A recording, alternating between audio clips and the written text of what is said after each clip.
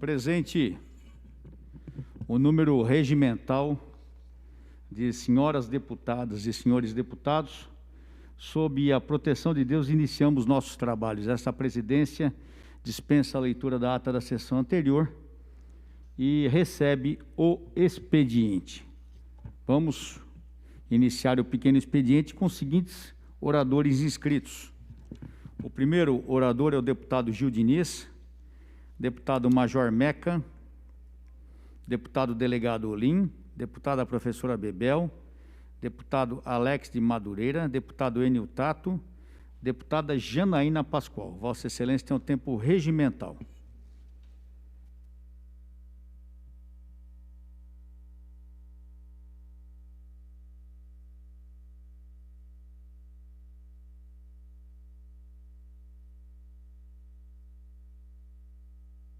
Muito obrigada, senhor presidente. Cumprimento Vossa Excelência, todos os deputados presentes, os funcionários da casa, as pessoas que nos acompanham.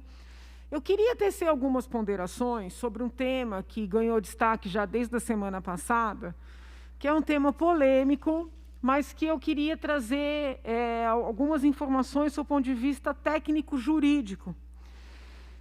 Trata-se de uma portaria, de uma resolução, na verdade, editada pelo Ministério da Saúde, que disciplina, cria um procedimento para aquela situação em que a mulher vítima de estupro procura o sistema de saúde para interromper a gravidez, com base na previsão, constante do próprio Código Penal, que possibilita essa interrupção.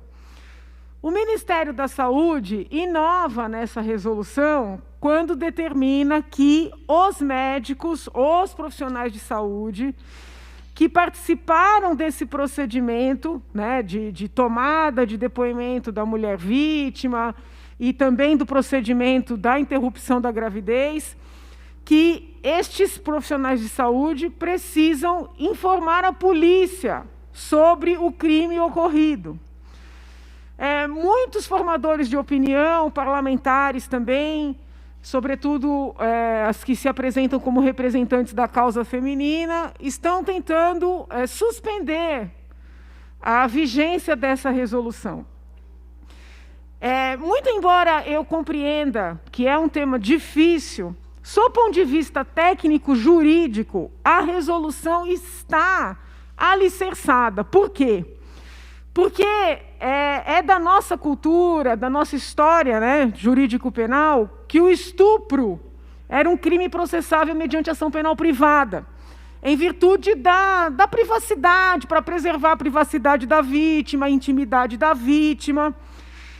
Entretanto, a necessidade da vítima contratar um advogado para promover a ação também gerou impunidade. Eu lembro de casos em que a mulher, às vezes, mal atendida, via todo o processo ser anulado e o seu algoz ficar livre. Então, foi uma luta bastante grande, conseguir que o estupro passasse a ser um crime processável mediante ação penal pública incondicionada. O que isso significa? O Ministério Público promove a ação. A pessoa vítima não precisa contratar um advogado, pagar um advogado, promover a ação.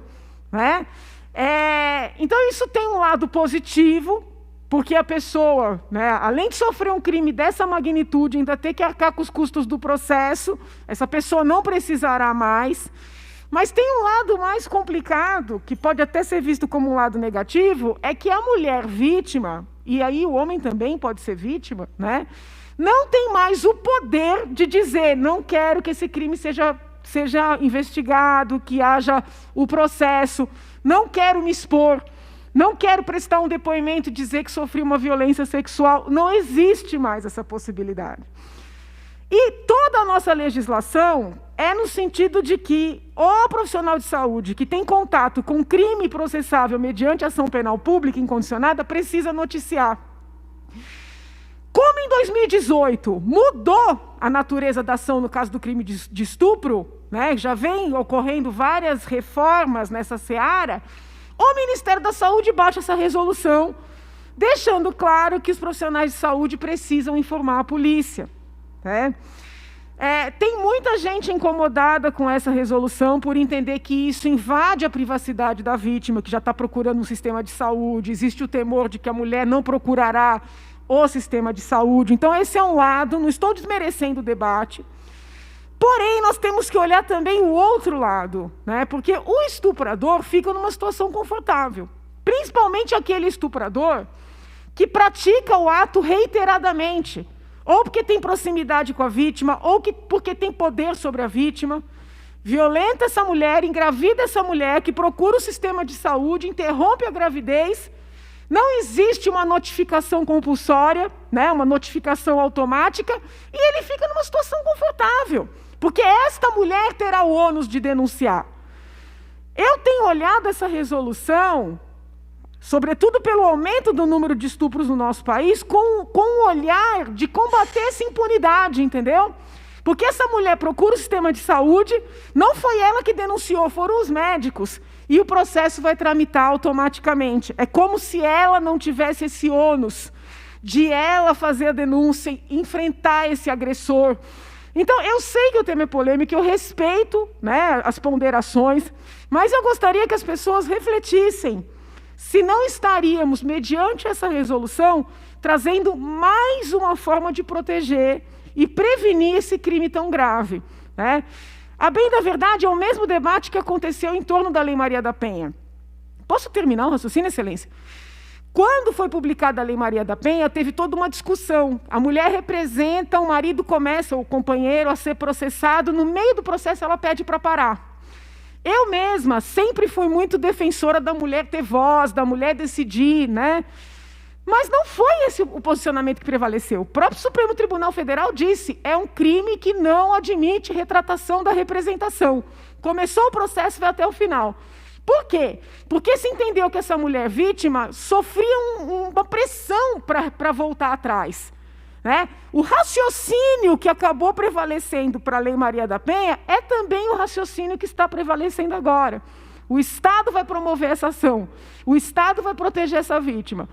Pode-se concordar, pode-se discordar, mas o alicerce jurídico, ele é robusto, né? E eu gostaria de pedir que as pessoas olhassem essa resolução com esse olhar, né? Sobretudo para essas vítimas adolescentes, essas mulheres que estão em situação de constantes estupros, me parece mais um instrumento de proteção do que de dominação, como vem sendo noticiado. Muito obrigada, senhor presidente. Muito obrigado, senhora deputada. Próximo deputado, o deputado Adalberto Freitas, deputado Teonírio Barba, deputado Jorge Wilson, xerife do consumidor.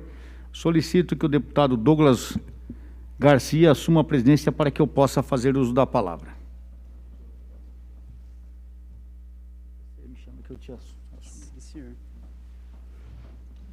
Convido o nobre deputado Coronel Telhada para fazer uso da palavra. Vossa Excelência tem um tempo regimental. Senhor presidente, senhores e senhoras deputados, assessores aqui presentes, funcionários, a todos que nos assistem pela rede Alesp, quero saudar aqui o Cabo Dalo, em nome de quem saúda a nossa assessoria policial militar, e a Silvia, em nome de quem sempre saúdo também nossos funcionários da manutenção aqui. Pois bem, hoje nós estamos numa segunda-feira, dia 31, mas eu queria fazer referência que no último sábado, dia 29, nós tivemos aniversário de municípios aqui no estado de São Paulo. Dia 29 de agosto foi o aniversário do município de Mineiros do Tietê e também do município de Leme. Um abraço a todos os amigos e amigas da cidade de Leme e Mineiros do Tietê. E também dia 29 de agosto foi o aniversário do meu bairro, da freguesia do Ó, que completou 440 anos. É um dos bairros mais antigos de São Paulo. E nasci e fui criado na freguesia e estamos hoje até lá. Então, um abraço a todos os amigos e amigas da nossa querida freguesia do Ó.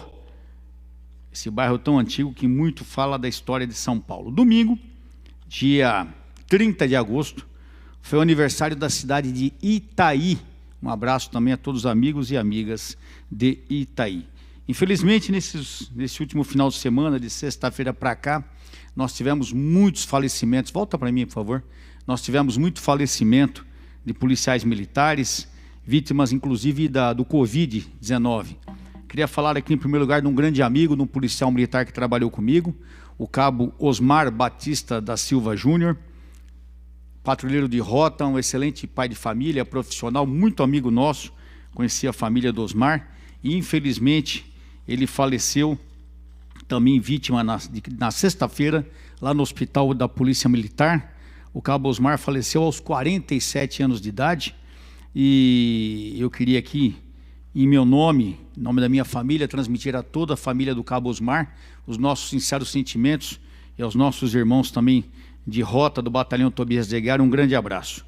Também no sábado faleceu um outro policial militar, amigo também, o cabo Ronaldo Borges de Souza, do 9º Batalhão Metropolitano de Polícia Militar Metropolitano, também com 47 anos. Conheço o Ronaldo desde que ele tinha 12 anos de idade, que o irmão dele trabalhava comigo. O irmão dele era o primeiro sargento Everaldo, que faleceu há 20, 30 dias atrás, também de Covid-19. E o Ronaldo foi acometido por um problema de pulmão, não sei se é Covid ainda ou não, mas infelizmente era o irmão mais novo da família, faleceu. Então quero mandar aqui um abraço a toda a família Borges de Souza, pelo falecimento do querido amigo Ronaldo, do Reco, que descanse em paz. Não bastasse esses falecimentos, nós também tivemos a perda de um jovem soldado da Polícia Militar, o soldado Boldrin, que faleceu no último domingo. Ele estava em itinere. O que é isso? Ele estava saindo do serviço. Itinere é quando o policial está indo para o serviço ou voltando do serviço. É considerada morte em serviço. E o Boldrin estava se deslocando para a Baixada Santista, na rodovia Imigrantes, quando se envolveu numa colisão com um veículo. Ele estava com uma motocicleta e ficou em estado gravíssimo. Infelizmente não faleceu. Jovem policial militar, também do 1º Batalhão Tobias de Aguiar da Rota. Mais uma perda muito triste para a Polícia Militar. E finalmente hoje eu fui informado da perda de um veterano que eu conheci na Academia de Polícia Militar do Barro Branco. Hoje aposentado, é o 3º Sargento Paulo Eustáquio Moraes. O então soldado Eustáquio, depois cabo Eustáquio, foi durante muitos anos corneteiro na Academia de Polícia Militar do Barro Branco. Ele trabalhou somente na academia de 81 a 2002, praticamente 21 anos somente na academia. E era um policial muito querido por todos os cadetes na época, por todos os oficiais, até pela maneira tranquila que ele era, muito brincalhão, um grande gozador. E infelizmente também hoje faleceu. Inclusive peguei essa foto aí, de uma homenagem que o coronel Romanek, comandante da Academia do Barro Branco, fez ao sargento Eustáquio, devido ao seu passamento se Deus quiser, para uma vida muito melhor. Então é isso, senhor presidente. Posteriormente eu voltarei para falar sobre o estado de isolamento, que deve retornar o mais rápido possível à normalidade, mas falaremos em seguida. Muito obrigado. Chamo para fazer uso da palavra o nobre deputado Dr. Jorge Lula do Carmo. Solicito ao nobre deputado Coronel Telhada que assuma os trabalhos da presidência para que eu possa fazer uso da tribuna.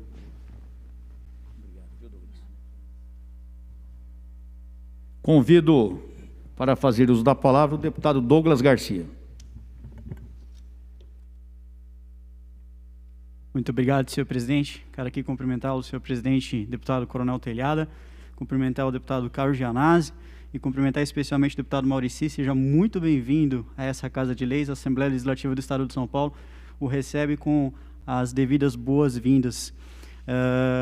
Queria começar meu discurso, senhor presidente, comentando a respeito do discurso do governador do Estado de São Paulo, senhor João Dória, que ficou um pouco assustado com a quantidade de pessoas que desceram a Baixada Santista, que foram ao litoral no estado de São Paulo.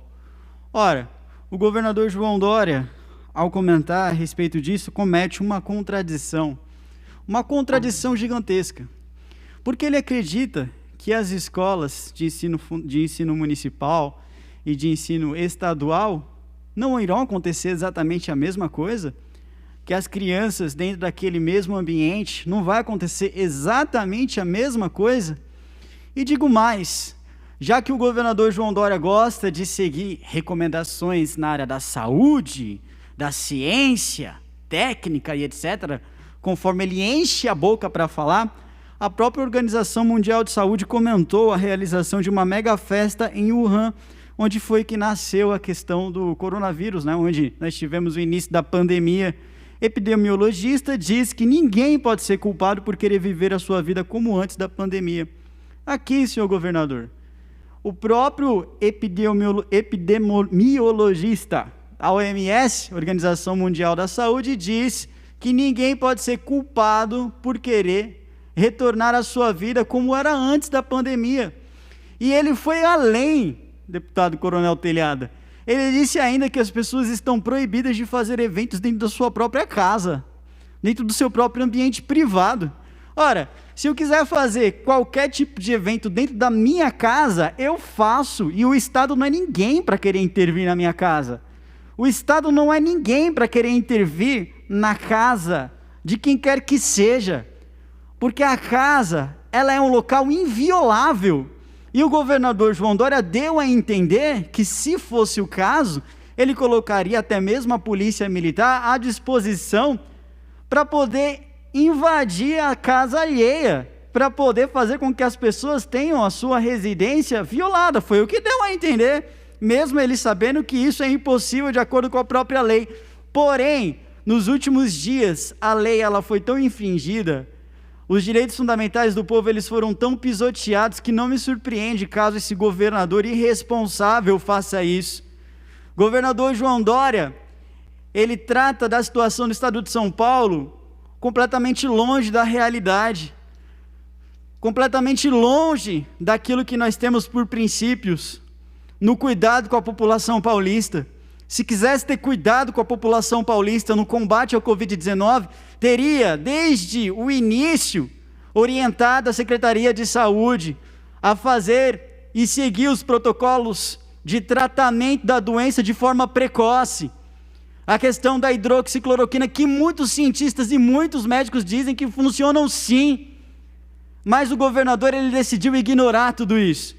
Ignorou por pura birra ideológica, por pura birra política. Está em franca decadência o seu governo do estado de São Paulo. João Dória é um verdadeiro fracassado como combatente ao Covid-19, fracassado como pessoa e fracassado como governador, porque quebrou o estado de São Paulo, porque é responsável por uma política genocida que tirou a vida de milhares de pessoas no estado de São Paulo, que não cuidou da população paulista como devia e que resolveu ignorar os bailes funks que aconteciam um atrás do outro nas periferias do estado de São Paulo, mas não podia ver como aconteceu infelizmente em uma cidade do interior, em Araraquara, por exemplo, agentes do estado agindo para retirar uma pessoa que estava sentada na praça. Isso é um perigo sanitário, um perigo à saúde, mas os bailes funks não. Para isso, o governador ele faz a egípcia, finge que não vê, ignora. Senhor governador, vem querer dizer com o peito aberto, como se fosse dono da ciência, como se cientista fosse, como se fosse um médico, mandando as pessoas ficarem presas dentro de casa, sabendo que elas não têm sustento, sabendo que não consegue trazer R$600 para concluir, senhor presidente. R$600 não traz o pagamento do aluguel, muito menos as compras mensais. Se acaso a política de ficar preso dentro de casa, o isolamento funcionasse, o próprio governador não teria pegado o coronavírus. O que mostra que, cientificamente falando, esse negócio de ficar em casa é um verdadeiro fracasso, tanto quanto a própria política adotada pelo governador do estado. E eu volto aqui para terminar o meu discurso relacionado a isso, senhor presidente. Muito obrigado. Muito obrigado, senhor deputado. Pela lista suplementar, deputado Itamar Borges, deputado Delegado Olim, deputado Jorge Wilson, xerife do consumidor, deputado Carlos Gianazzi. Vossa Excelência tem o tempo regimental. Quer falar de novo?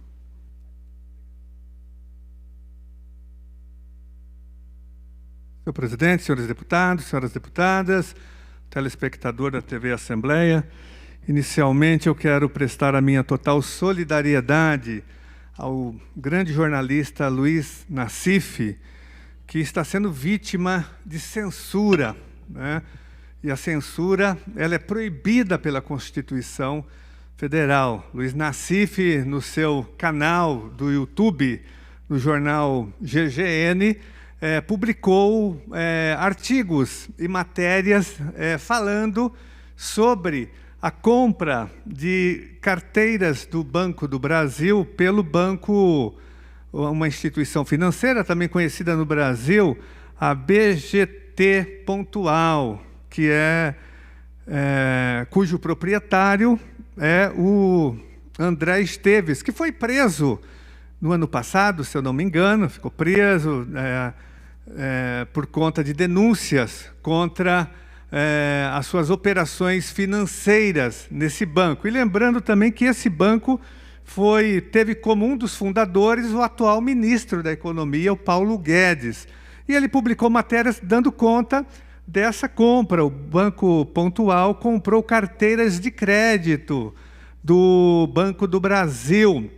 E tem denúncias dizendo o seguinte, que essas carteiras valeriam 3 bilhões de reais. E, no entanto, elas foram vendidas por aproximadamente 300 milhões. E aí o banco entrou na justiça e conseguiu uma decisão suspendendo, né, obrigando o Luiz Nassif, que é um jornalista muito sério, que todos respeitam, que já trabalhou em vários veículos de comunicação, na Folha de São Paulo, na Veja, enfim, uma pessoa, um jornalista, um profissional extremamente conceituado no jornalismo brasileiro. Então, ele está sendo vítima de censura. Então, toda a nossa solidariedade ao Luiz Nassif. E quero, senhor presidente, também aproveitar a oportunidade para manifestar aqui a nossa indignação com o governador Dória, porque o Dória, senhor presidente, eu venho denunciando isso aqui exaustivamente desde o início da pandemia. Eu apresentei, logo que começou a pandemia, eu apresentei o projeto de lei 112/20, instituindo uma bolsa alimentação para todos os alunos da rede estadual de ensino, ou seja, que a merenda escolar continuasse sendo fornecida através de um cartão, né, com um valor que pudesse representar o que o Estado vinha investindo nas escolas. O governador não acatou o nosso pedido, nem a nossa indicação. O nosso projeto de lei está paralisado aqui na Assembleia Legislativa.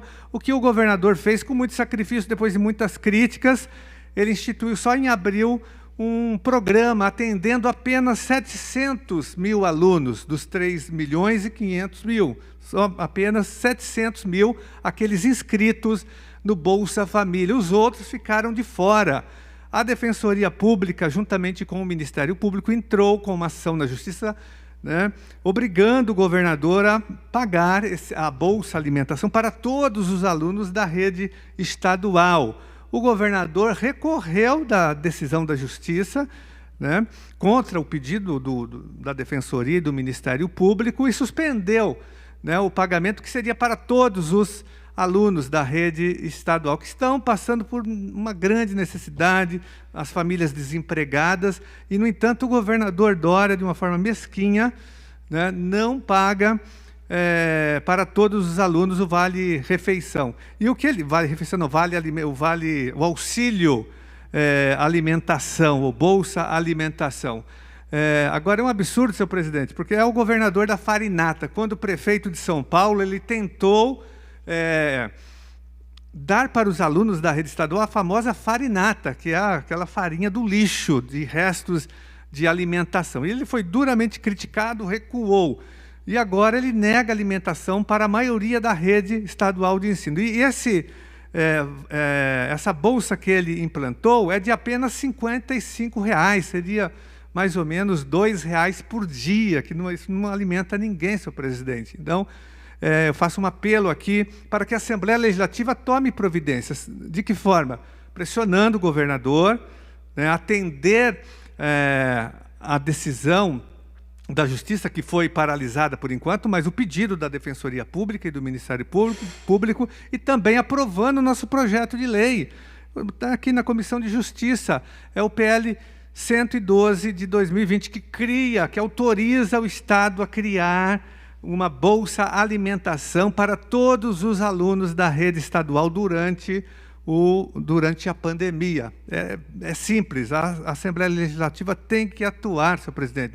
Ela está paralisada, não vota nada, não tem votação nenhuma aqui na Assembleia Legislativa, é um poder morto na cidade de São Paulo que está a serviço do gabinete do Dória. É um absurdo isso, que a Assembleia não tenha contribuído, né, para melhorar a situação da população do nosso estado. Então, faço esse apelo, vamos aprovar o Bolsa Alimentação para todos os alunos da rede estadual. O nosso PL é o PL 112/20. Muito obrigado, senhor presidente. Continuando a lista dos oradores inscritos no pequeno expediente, eu gostaria de chamar para fazer uso da palavra o nobre deputado Coronel Telhada. Vossa Excelência tem o tempo regimental. Senhor presidente, senhores deputados, 165 dias, 5 meses e meio, é isso que nós temos em alguns setores da sociedade, onde trabalhadores estão sem trabalhar há 165 dias. O estado de isolamento, a pandemia, começou para valer dia 15 de março, nós estamos no dia 31 de agosto. E nós temos profissionais que até hoje não retornaram às suas atividades normais. Absurdo isso. Como essas pessoas podem sobreviver, sustentar a sua família, pagar as suas contas, 5 meses e meio parados? Estou falando aqui em nome daquelas pessoas que trabalham com eventos, que trabalham com shows, que trabalham com espetáculos, que vivem disso, sempre viveram disso e agora estão proibidos de trabalhar. Quando nós falamos numa possível abertura do estado de isolamento, nós ainda temos pessoas proibidas de trabalhar. Essas pessoas que trabalham em bufês, em espaços de eventos, são assessores, decoradores, DJs, as empresas de iluminação, empresas que montadores de festas, garçons, faxineiros, recepcionistas, músicos, aqueles que fazem bolos, doceiros, que fazem comida, os artistas em geral, todos estão parados até o momento. Isso é uma grande hipocrisia. Por que não podem ser liberados os eventos, as festas, desde que sejam observados todos os itens, observadas todas as normas que já estão sendo feitas para as demais funções? A higienização, o uso de máscara, evitar muitas pessoas juntas. Nós temos aí, ao tempo que não se pode fazer evento, porque falam que não podemos ter pessoas próximas, mas nós temos aglomeração no metrô, nós temos aglomeração nos ônibus, nós temos aglomerações nos mercados, nós temos aglomerações nos shopping centers, nós temos aglomeração nos aviões. Eu estive viajando agora, poucos dias atrás, fiz uma viagem rápida e fiquei abismado, porque no aeroporto o tempo todo se fala: vamos evitar aglomeração, vamos evitar ficar junto, olha a área de isolamento, se afaste. Quando você entra no avião, só falta um sentar no colo do outro. Quer dizer, para ganhar dinheiro não precisa fazer isolamento, o povo pode sentar um no colo do outro. Agora, quando não é isso, o povo não pode nem respirar. Então é um absurdo o que estão fazendo com as pessoas que trabalham com eventos. Nós precisamos rever urgentemente essa hipocrisia que está sendo feita nessa área. E eu venho aqui nessa tarde solicitar ao senhor governador João Dória para que reveja com urgência essa área do setor público, do setor privado, as pessoas que vivem desse tipo de serviço. Foi liberado agora ultimamente o uso dos vestiários em academias, porque, segundo a própria notícia, o risco de contágio pelas superfícies é pequeno. Se foi liberado o uso dos vestiários em academias, por que não liberamos os salões de festas? Então é uma grande hipocrisia que precisa ser revista urgentemente. Eu estou aqui, inclusive, com a norma que libera os vestiários, e eles falam justamente isso, que os vestiários estão liberados para uso. Então, senhor governador, vamos liberar os setores de eventos, de festas, para vida normal o mais rápido possível. É urgente que se faça essa adaptação, pois esses profissionais não aguentam mais passar necessidades. Porque os impostos continuam sendo cobrados, eles têm que pagar os impostos. Quem tem um salão, quem tem um clube, quem tem um buffet, está pagando todas as suas contas, mas não está podendo trabalhar. Nós tivemos há pouco tempo aumento de preço de remédio, preço de gasolina, aumento disso, aumento daquilo, e as pessoas sem poder trabalhar. É muita hipocrisia, nós não podemos aceitar isso. Interessante é que o governo nada faz quanto aos malditos pancadões que acontecem em todo o estado de São Paulo. Nós temos aglomeração, cometimento de crime, nem a polícia pode agir, porque eles estão livremente para poder fazer o que quiserem. Aqui no estado de São Paulo, infelizmente, os pancadões estão acontecendo e os profissionais que trabalham com eventos e com festas estão passando necessidade porque não podem trabalhar. Eu solicito, senhor presidente, que as minhas palavras, que o que foi feito aqui, dito hoje, que seja enviado a taquigrafia para o senhor governador do estado de São Paulo e para o senhor prefeito da cidade de São Paulo também, para que sejam liberados com urgências todos os locais de festas, eventos e shows, para que os profissionais dessas áreas possam voltar a ter uma vida digna e poder voltar a sustentar suas famílias e manter os seus negócios. Muito obrigado, senhor presidente. Solicita a taquigrafia que faça o encaminhamento do discurso do deputado Coronel Telhada ao governo do estado de São Paulo e à prefeitura da cidade de São Paulo. Solicito ao nobre deputado Coronel Telhada que reassuma os trabalhos na presidência para que eu possa fazer o uso da palavra. Obrigado. Convido o deputado Douglas Garcia para fazer uso da tribuna.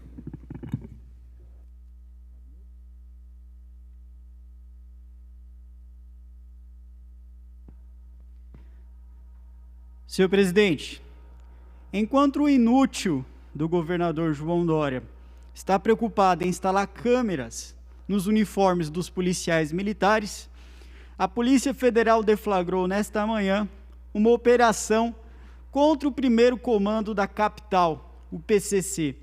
E apenas aqui no estado de São Paulo, ela fez busca e apreensão em 32 locais, aliás, fez 32 buscas e apreensões e 33 mandados de prisão. Isto no estado de São Paulo, sendo que essa operação aconteceu em diversos estados brasileiros. Eu sempre disse, e é uma das lutas do meu mandato, uma das bandeiras que eu defendo enquanto deputado estadual, que o PCC, assim como outras facções criminosas no estado de São Paulo e em muitos outros estados, mas principalmente aqui, que é o centro comercial brasileiro, irá perder a força quando nós tivermos no Palácio dos Bandeirantes um governador que atue ativamente contra o crime organizado, e não nessa política fracassada de segurança preventiva. Bandido não está preocupado com questão de segurança preventiva, ele vai olhar para isso e dar risada. Enquanto nós não tivermos no estado de São Paulo um governo que se preocupe ativamente a acabar com o crime organizado, nós sempre vamos depender de operações que vêm por parte da União, aqui representado pela Polícia Federal. É sempre a Polícia Federal, é sempre o Ministério Público Federal. A Secretaria de Segurança Pública do Estado de São Paulo, e aqui eu tiro completamente os policiais, porque os policiais não têm nada a ver com isso, tanto a Polícia Militar como a Polícia Civil fazem um excelente trabalho, mas essa política de comodismo, em deixar os bandidos reinar em absoluto no estado de São Paulo, ela se tornou enraizada no estado de São Paulo. Nós tivemos aqui, se não me engano, um tal de Elias, em agosto do ano passado, dizendo que o PT tinha um diálogo cabuloso. Falava, o PT tem um diálogo cabuloso com nós, mano, desse jeito. Me pergunto se também é uma política do PSDB ter um diálogo cabuloso com facções criminosas. Porque até agora nós não tivemos uma operação ativa que dê manchete, que mostre à população que o governo do estado está preocupado em combater a bandidagem, nós não tivemos. O que nós tivemos, como foi trazido aqui pelo nobre deputado Coronel Telhada, foram policiais militares morrendo, policiais militares assassinados.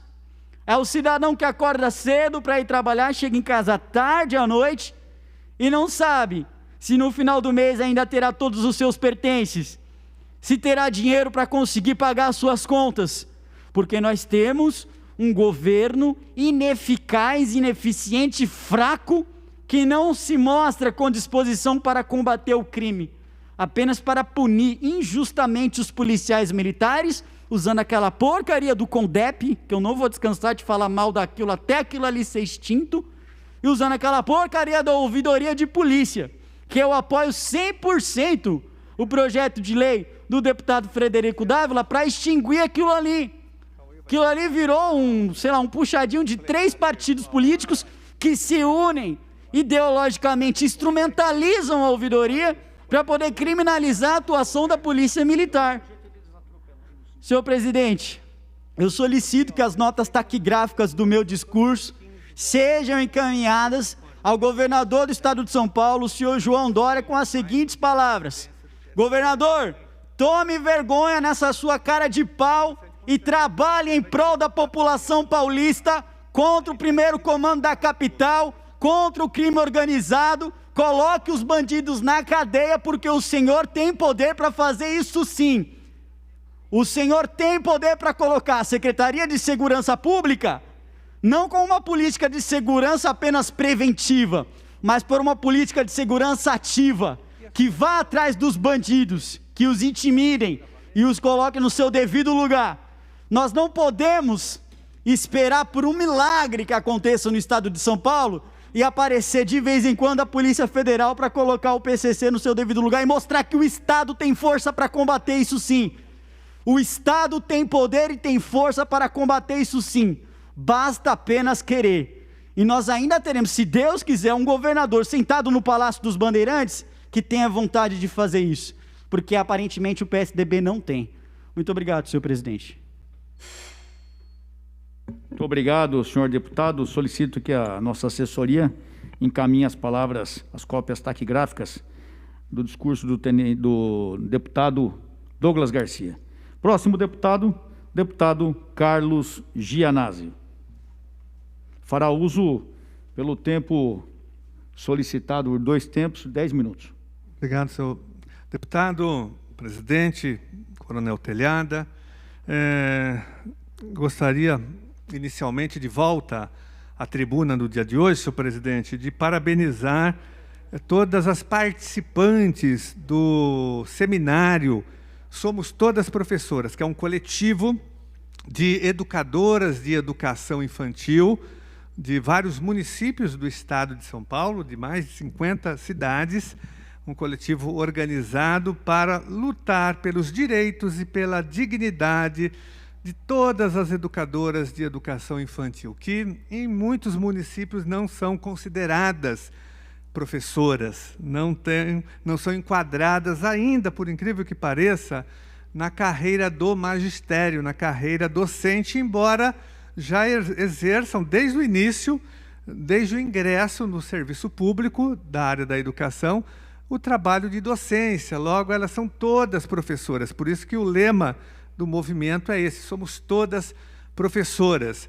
E em algumas regiões isso já acontece, logicamente, como São Paulo, na capital, as ADIs já tiveram seus cargos reenquadrados no cargo de professoras de educação infantil em Belo Horizonte, em várias cidades, mas em muitas outras isso ainda não acontece. Então são professoras, de fato, exercendo o trabalho de docência, mas não são reconhecidas, não têm direito à aposentadoria especial, não têm direito ao piso nacional salarial, não têm direito à evolução funcional das professoras do ensino fundamental. É isso que vem acontecendo com essas professoras, que são as responsáveis por cuidar da primeira infância. E tanto se fala, senhor presidente, em primeira infância, vamos investir na primeira infância, mas as prefeituras não investem em quem realmente cuida e educa a primeira infância, que são as professoras das creches, essas educadoras. Então, a luta desse grupo, que é um grupo bem organizado de educadoras, vem desse sentido, para que haja o reconhecimento, para que as câmaras municipais aprovem leis reconhecendo, enquadrando essas professoras, né, na carreira do magistério de cada prefeitura do estado de São Paulo. Foi um seminário bem sucedido, com vários relatos, que durou 2 dias. Começou aqui pela Assembleia Legislativa, na sexta-feira, e foi realizado durante todo o sábado, com mais de 50 municípios. Então, quero manifestar mais uma vez o nosso apoio e dizer que nós estamos empenhados para que haja, de fato, esse reconhecimento também do ponto de vista legal, do ponto de vista salarial e do ponto de vista da melhoria das condições de trabalho. E aproveito ainda, presidente Coronel Telhada, a oportunidade para divulgar aqui uma notícia importante sobre essa tentativa do governador Dória, juntamente com o seu secretário, Rocieli Weintraub, em tentar convencer a população de que é importante a volta às aulas, ou agora no dia 8 de setembro, ou no dia 7 de outubro, como eles estão anunciando. Tem uma matéria que saiu agora recentemente, dizendo que em Manaus, que já abriu as suas escolas há 15 dias, já houve a contaminação de 342 professores em apenas 15 dias. Deputado Mauro, em 15 dias, 342 professores foram contaminados. Então, e os estudos, os testes sorológicos feitos aqui pela Prefeitura, pela gestão Bruno Covas, também demonstram o aumento da contaminação já entre os alunos da rede municipal de ensino. Todos os estudos mostram que haverá uma bomba de contaminação nas nossas escolas, porque a escola é uma bomba de contaminação. Você tem ali, quando começou a pandemia, as escolas foram fechadas, logicamente, para evitar que houvesse a propagação do vírus. E pesquisas mostram que, do início da pandemia até agora, por exemplo, houve uma redução drástica do atendimento em pronto-socorro infantil de crianças. Porque, como as crianças não estão mais frequentando as escolas, elas não estão se contaminando também com outras viroses, gripe, resfriado e tantas outras viroses que ocorrem normalmente dentro de uma escola. Agora, se uma virose inofensiva como uma gripe, né, causa tantos atendimentos em pronto-socorro infantil, imagine com o coronavírus, cuja propagação é muito maior. Então, nesse sentido, senhor presidente, não é possível mais a volta às aulas em 2020. Essa é a grande realidade. Todos os estudos científicos mostram isso, todos os pesquisadores, todos os sanitaristas sérios estão dizendo que isso não é possível, que a volta às aulas só pode acontecer quando houver vacinação em massa, testagem em massa, quando houver segurança sanitária de fato. Daí você pode voltar às aulas. Fora isso, não será possível. O governo, só para concluir, senhor presidente, o governo tem que, nesse período, porque as escolas vão permanecer fechadas, essa é a verdade, porque os professores não voltam, mesmo que haja determinação do governo, haverá greve geral da educação, haverá desobediência civil. Os profissionais da educação não retornarão mais às escolas no ano de 2020. O que o governo tem que fazer nesse período em que as escolas estão fechadas, pelo menos para os alunos e professores? O governo tem que reestruturar as escolas, formar grupos, equipes de engenheiros e arquitetos e fazer uma reformulação, uma reestruturação de todas as escolas públicas do estado de São Paulo, né, para garantir arejamento, ventilação, para garantir que não haja mais escolas de lata no estado de São Paulo. Eu tenho aqui uns dados mostrando que nós temos mais de 100 escolas de lata no estado de São Paulo. Então, como voltar às aulas numa escola de lata, sem isolamento térmico, sem isolamento acústico, isso é impossível. Então, o governo tem que reestruturar as escolas, tem que criar um programa.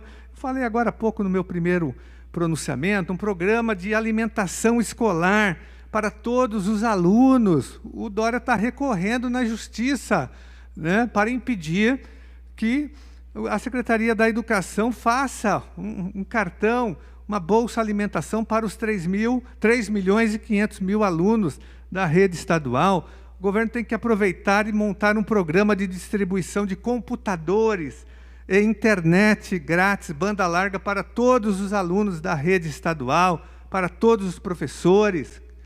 É isso que o governo tem que fazer. O governo tem que montar um programa de assistência à saúde mental dos nossos profissionais da educação e dos nossos alunos também. Isso o governo tem que fazer, senhor presidente, mas o governo só pensa em determinar, em tentar, ele faz, na verdade, uma propaganda subliminar, subreptícia, tentando convencer a população da volta às aulas. A última entrevista que eu vi do Rocieli Ventralbe foi vexatória, foi deprimente, quando ele apresenta a importância da escola, dizendo que nenhuma criança ficará para trás, que a educação é importante, a escola cumpre um papel fundamental no processo educativo, que a criança fora da escola, ela corre o risco da exploração sexual infantil, que a criança fora da escola fica ansiosa e fica depressiva. Então tem que voltar, é isso que ele estava dizendo o óbvio, mas se aproveitando da situação para convencer a população da volta às aulas. Então, senhor presidente, eu queria registrar que essa é a nossa posição. Nós não voltaremos, eu falo como professor, como diretor de escola, não haverá volta às aulas. Os professores não voltarão, secretário. Isso é a verdade. Então, não adianta fazer propaganda subreptícia, subliminar. Isso aí não funciona mais, até porque as pesquisas mostram. A sociedade diz, os pais, a última pesquisa mostrou que quase 80% dos pais de alunos são contra a volta às aulas no estado de São Paulo. O secretário sabe disso. Então, secretário, coloque a FDE para trabalhar, né, em defesa das escolas, dos alunos. A FDE, que sempre foi acusada de ser um antro de corrupção, que tem um orçamento de bilhões de reais, tem que canalizar esses recursos, tem que canalizar todo o seu grupo técnico para exatamente reformular fisicamente as escolas da rede estadual. Essa é a função de FDE nesse momento, e a criação dos programas, compra de computadores, celulares inteligentes, banda larga para todas as crianças, todos os alunos da rede estadual e também para os professores, programa de alimentação escolar para todos os alunos, não só 700.000, mas os 3.500.000, programa de assistência à saúde mental, porque ninguém escapa impunemente de um confinamento como esse, de tantos meses, senhor presidente. Há muita gente com adoecimento emocional, psicológico e até psiquiátrico por conta do isolamento social, porque faz parte, infelizmente, e por isso o Estado tem que garantir a assistência a essas pessoas, com programas de prevenção e de ajuda nessa área da educação, da saúde mental. Muito obrigado, senhor presidente. Muito obrigado, senhor deputado. Nesse momento eu encerro o pequeno expediente. Questão de ordem, senhor presidente. Questão de ordem, deputado Douglas Garcia. Muito obrigado, senhor presidente. Senhor presidente, a minha questão de ordem, ela é com fundamento no artigo 260 do Regimento Interno da Assembleia Legislativa, bem como a Constituição Federal, no artigo 58, parágrafo 3º, a Constituição Estadual, no artigo 13, parágrafo 2º, e também no próprio Regimento Interno, nos artigos 34, 34A, 34B, 34C e 34D. Recentemente, a CPI das fake news mandou arquivar todos os requerimentos que eu fiz na condição de parlamentar, ainda que não membro na comissão parlamentar de inquérito que investiga as, entre aspas, fake news cometidas durante o ano de 2018. E o deputado Paulo Fiorilo, junto com a deputada Mônica, aparentemente, numa tentativa de se vingar da minha atuação legislativa na Assembleia de São Paulo, fizeram uma manobra para conseguir fazer com que todos os meus requerimentos fossem arquivados, sequer fossem apreciados. E isso rasgando completamente o regimento interno, sinalizando que nenhum deputado desta casa que não faz parte de uma comissão não pode apresentar requerimento, ou seja, eles ferraram com a própria minoria, o qual eles são líderes. Então, eu entrei aqui com um requerimento, com uma questão de ordem, gostaria de agradecer ao PTB, que me ajudou muito na elaboração desta questão de ordem. Isto posto, nobre presidente, formulo a presente questão de ordem com o fito de receber de Vossa Excelência manifestação sobre se é legítimo ou não parlamentar desta Casa de Leis, não sendo membro de CPI e sob a égide dos dispositivos do regimento interno aqui exposados, apresentar requerimentos perante aquele colegiado. Então, eu entrego a Vossa Excelência por escrito esta questão de ordem e solicito o quanto antes para que a mesa diretora da Casa venha me responder. Muito obrigado, senhor presidente. Obrigado, senhor deputado. Eu solicito que a nossa assessoria receba essa questão de ordem de Vossa Excelência, que será informada, será respondida dentro dos prazos regimentares e após também a análise da referida documentação, senhor deputado. Pela ordem, senhor presidente. Pela ordem, senhor deputado. Para pedir o levantamento da presente sessão. É regimental. Senhoras deputadas e senhores deputados, havendo acordo de lideranças, esta presidência, antes de dar por levantados os trabalhos, convoca Vossas Excelências para a sessão ordinária de amanhã, terça-feira, a hora regimental, com a mesma ordem do dia da última quinta-feira. Muito obrigado a todos. Está levantada a sessão.